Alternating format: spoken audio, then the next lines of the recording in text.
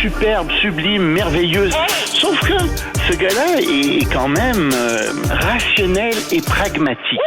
Mais ça pose un très grave problème. Je t'assure qu'il n'y a aucun politologue sérieux qui va te dire « Oh, j'ai le droit !» Un politologue, pas comme les autres. Loïc Tassé. C'est pas le temps de faire ça. Loïc Tassé, bonjour. Bonjour, Benoît. Commençons cette semaine en se rappelant des crimes commis par le Hamas. Avant toute chose, les atrocités commises par le Hamas. Avant de parler de toute autre chose, rappelons-nous comment ces crapules infâmes ont assassiné des civils, des bébés, violé des femmes. Je pense qu'il faut prendre un moment et ne pas oublier les gestes dégueulasses qui ont été commis. Oui, le Hamas a une stratégie de terreur, c'est ce qu'il fait. Il est rentré en Israël. Ils ont assassiné lâchement des gens qui écoutaient de la musique, qui sont rentrés dans des kibboutz, dans des maisons. Ils ont tué non seulement des hommes, mais des femmes, des enfants, des bébés, décapités. Des personnes âgées. En Israël, le Jerusalem Post publie un article en disant qu'on a souvent trouvé dans les poches de ces gens des pilules, des comprimés de drogue qui leur permettaient d'accomplir ces actes sans broncher. Parce que quand même, tu vois, des êtres humains qui décapitent des bébés, je pense qu'il y en a pas tant que ça qui sont capables de faire ça. Mais ils ont été drogués aussi, semble-t-il. Ce qui leur donne une drogue qui leur permettait de moins manger, d'avoir plus d'endurance et surtout qui leur donnait les nerfs pour faire ce genre de choses. Donc oui, ils ont fait ça. Ils l'ont fait sur les ordres de leurs dirigeants. C'est aussi ce qu'on appelle des conflits asymétriques, c'est-à-dire que c'est le genre de choses qui... Encore une fois, leur stratégie, c'est de diffuser la terreur. Leur stratégie, c'est une stratégie aussi qui est politique. On l'a très bien vu avec l'hôpital. Tu sais, c'est une de leurs roquettes qui est tombée sur l'hôpital. Ah oui. Et oups, tout de suite, tout le monde musulman a accusé Israël d'avoir fait ce qui était possible. Ça aurait pu être une erreur d'Israël. Mais comme je te disais à l'époque, politiquement, je vois vraiment pas pourquoi ils auraient fait ça. Et par la suite, on a découvert qu'en effet, c'était pas ça qui était arrivé. On a découvert qu'en effet, c'était fort probablement une roquette du Hamas qui était tombée. Il faut jamais dissocier les atrocités terroristes qu'ils commettent sur le terrain de toute la propagande politique. Les deux vont de pair, les deux marchent ensemble. Et l'idée, c'est pas tant de gagner la guerre d'un point de vue militaire, ils peuvent pas le faire contre Israël. C'est de la gagner d'un point de vue politique. C'est d'arriver à convaincre les opinions publiques que Israël est en train d'accomplir des atrocités, etc.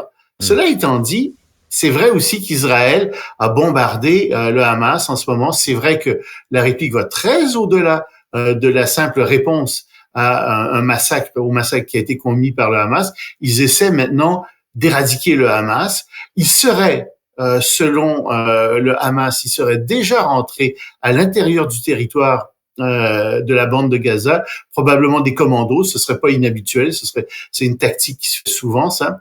Donc, il y aurait déjà eu des combats de rue dans Gaza même. Et pendant ce temps-là, les gens essaient d'acheminer de l'aide parce que, évidemment, il manque de tout. Les médecins opèrent sans analgésique. Tu imagines. En plus, de toute la souffrance qu'il y a. Alors, il y a des camions qui sont rentrés. Il y a quelques dizaines de camions qui sont rentrés. 3 convois, semble-t-il. C'est largement insuffisant. Il y a aussi des avions, ça on le dit moins, qui se sont posés à Gaza. Mais il manque de tout. Et en fait, il y a une population de 2,3 millions de personnes qui a besoin d'aide de toutes sortes. Et tu comprends bien que c'est pas quelques dizaines de camions ou quelques avions cargo qui vont aider cette population. Mais on les aide un peu, mais que l'Égypte ouvre sa frontière, que l'Égypte aille aider. Que là, oui, mais pas. C'est que ils veulent pas. Puis en plus, Israël veut pas non plus. C'est eux qui contrôlent les postes frontières. Ils laissent pas rentrer non plus. Alors, alors dans cette mesure-là, bien entendu, les pauvres Gazaouis souffrent énormément. Et il faut vraiment faire la distinction entre les Palestiniens et le Hamas. C'est pas la même chose. Les Palestiniens sont malheureusement entre les mains du Hamas depuis 2007 et il souffre aussi de la gouvernance du Hamas, si je puis dire, parce que le Hamas détourne l'aide pour construire des tunnels, pour construire des installations militaires, pour construire des roquettes, etc. Le Hamas n'aide pas du tout les Palestiniens. Bon, la Chambre des représentants, c'est aussi un grand spectacle aux États-Unis. C'est un cirque, je te l'ai dit. C'est même le titre, je voyais aujourd'hui, que CNN employait. Ils m'ont volé mon titre. Donc, effectivement, c'est un cirque total. Et, tu sais, le dernier candidat a perdu énormément il a fait 3 rondes. Au départ, il lui manquait, il y avait une vingtaine de républicains qui votaient contre lui. Il a essayé encore 22 contre lui. Vendredi, il essayait encore. Ils étaient rendus 25 contre lui. Plus il menait campagne. Il faisait des pressions. Oui, t'étais mieux d'arrêter de faire campagne. C'est exactement ça. Alors, mais c'est parce qu'il menaçait les gens, il faisait des pressions indues. Puis les gens disaient non, on refuse de faire ça. Alors bon, il y en a 9 aujourd'hui qui se présentent, 9. Il va y avoir demain matin un scrutin secret. Évidemment, il va y avoir des gens qui vont nous dire combien c'était à la fin. Les journalistes sont très bons aux États-Unis pour arriver à trouver les résultats. Je doute que quelqu'un soit élu véritablement. Il y a une majorité, oui, qui pourrait ressortir, mais à 9, c'est peut-être quelqu'un qui va avoir une centaine de voix, puis les autres se repartiront le reste. Mais il faut encore qu'il passe à la Chambre même. Et il faut qu'il y ait 217 représentants qui votent en faveur du président, une majorité, 50% plus 1.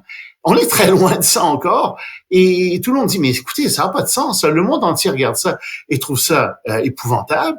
Il n'y a pas d'aide pour Israël, il n'y a pas de crédit qui est dégagé, pour l'Ukraine non plus. Il y a plein de causes qui ont besoin que la Chambre des représentants vote, et elle est paralysée. Et puis, dans 3 semaines, il y a encore le plafond il y a le budget qui doit être revoté parce qu'on avait voté un budget de 45 jours. Il faut absolument le voter. Comme c'est parti, on ne sait pas combien de temps ça va durer. Donc, oui, c'est une paralysie, mais j'ai été voir les sondages. Je me suis dit, tiens, ça doit nuire à quelqu'un, ça. Par exemple, Liz Cheney qui dit c'est la faute de Trump, c'est parce que Trump, les gens sont à la botte de Trump. OK. Alors, je regarde les sondages à l'investiture dans le Parti républicain. Trump est rendu à 60%. DeSantis, il était à peu près à 10, 9. Tout le monde fait en bas de 10% ou à peu près. Je veux dire, il est sûr d'être élu. Ça le sert. Je regarde je regarde les sondages pour la présidentielle. Ben, c'était à peu près égal entre Trump et Biden. Puis, oups!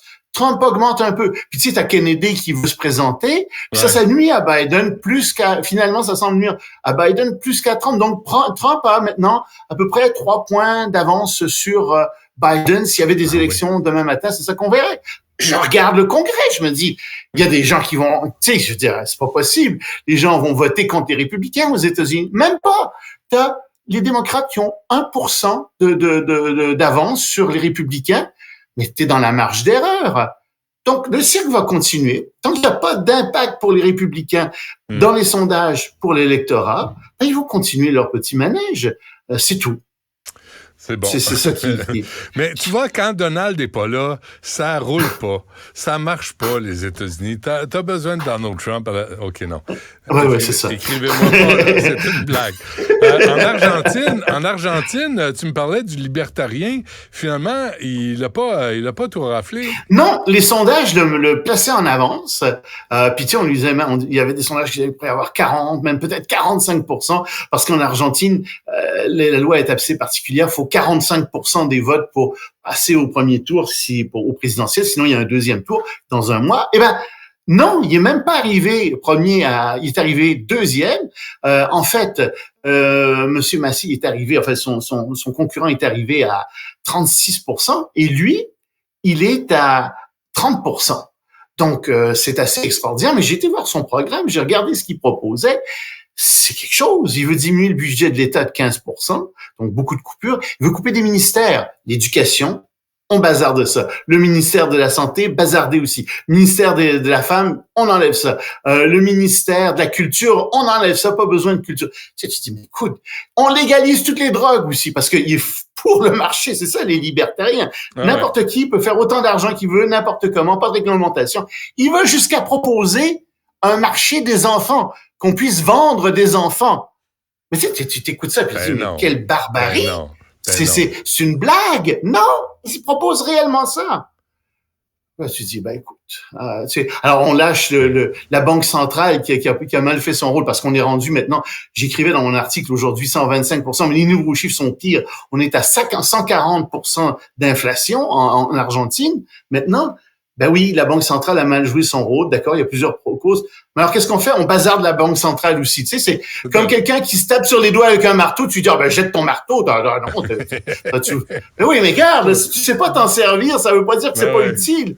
C'est juste que tu sais pas t'en servir. Mais c'est ça, donc, que propose ce type. Et je faisais la comparaison, tu vois, avec Poilievre. Parce que Poilievre a vraiment par beaucoup de ses aspects, il est très libertarien. Il voudrait aussi, il voulait se débarrasser du dollar canadien, il voulait qu'on ait le Bitcoin, tu sais. C'est cette mentalité-là, c'est cet esprit-là. Évidemment, c'est catastrophique. C'est la loi de la jungle. C'est pas pour rien qu'on a des États, c'est pas pour rien qu'on a des lois. C'est parce que quand c'est la loi de la jungle, on s'entretue, il y a de la pauvreté, puis ça marche plus pour nous, pour personne. Mais les libertariens pensent pas comme ça. On se laisse là-dessus. L'autre nouvelle, on la fera demain, parce que je pense qu'il faut prendre le temps de la faire comme il faut. Loïc, t'as assez sur les paradis fiscaux. Hein? On va faire ça demain. On va faire ça demain. Salut. Salut.